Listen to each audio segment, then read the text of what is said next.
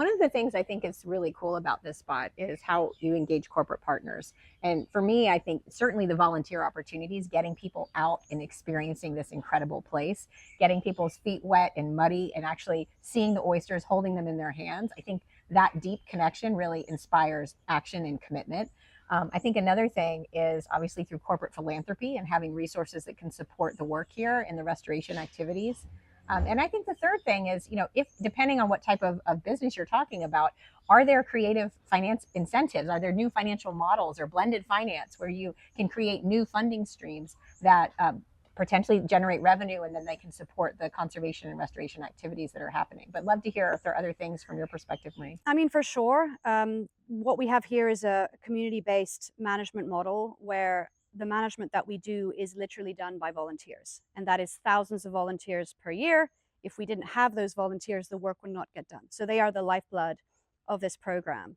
And at the same time, particularly when we have corporate groups that come here, they will pay a small fee to be able to use and keep this place, going, which goes directly to the community. So from, that building that ecotourism as an industry, giving back to those local communities and supporting local communities is absolutely key.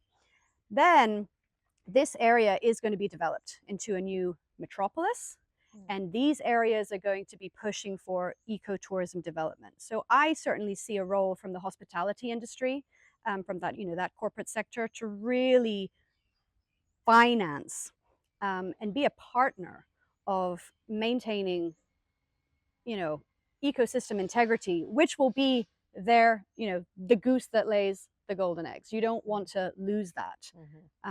So for sure, we're looking into how different levels of how, the corporate sector, the private sector is going to help maintain this, and it's absolutely vital. One of the things that struck me, Maureen, when we were out on the mudflat was really how can folks get engaged in this? And I think, you shared, which was so interesting, all of the, the plastics that wash up from the typhoons and how you have to have that regular activity to get out there and help clean up the plastics. And really just keep that beach pristine. And because, you were sharing too, how important it is to have that space for particularly the horseshoe crabs to come in and how that can impact the species. So just keeping it actively clean and that area restored is so vital for the really important species that live here. So again, the volunteering and the amazing volunteers that we get on a yearly basis are the lifeline of the ecological integrity of this area. The threats that it faces are daily, and if they're not managed daily, then it really does pile up.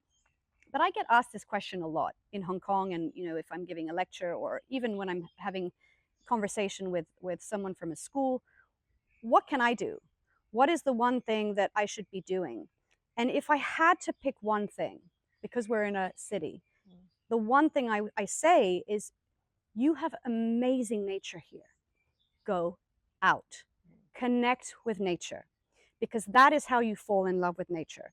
And if you are not in love with nature, if you don't, you protect what you love. If you don't love nature, you won't fight for nature, and then none of us stand a chance. So the number one thing I say is just go out.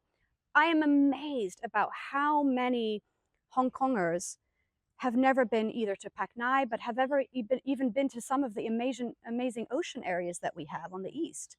We just don't know. We're one of the most biodiverse cities in the world, and yet we take that for granted. Well, I didn't know that. When I was coming here, I was doing my reading to get ready to come out, and I learned there are over 6,000 marine species, which represents a quarter of the coastal marine diversity in China, which was phenomenal. So I think just getting that word out, but I absolutely agree with you. Get outside, get connected, get your feet muddy, get your hands wet, and reconnect with nature. Get your mind blown. It's beautiful. It is so beautiful. It's so easy to fall in love with.